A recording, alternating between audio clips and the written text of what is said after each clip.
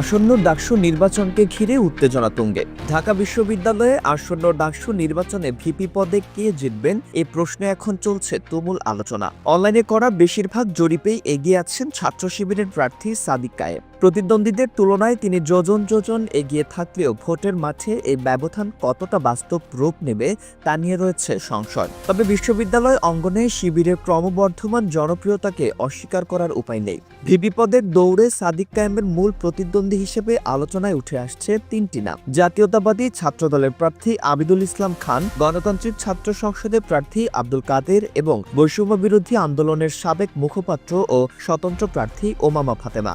রাজনৈতিক বিশ্লেষকদের মতে শেষ পর্যন্ত লড়াই গিয়ে ঠেকতে পারে সাদিক কায়েম বনাম ওমামা ফাতেমার মধ্যে। ওমামা ফাতেমার বড় শক্তি হল বিশ্ববিদ্যালয়ের নারী শিক্ষার্থীরা। ডাকসুর প্রায় ৪৭% নারী ভোটারের বেশিরভাগই তাকে সমর্থন দিচ্ছেন।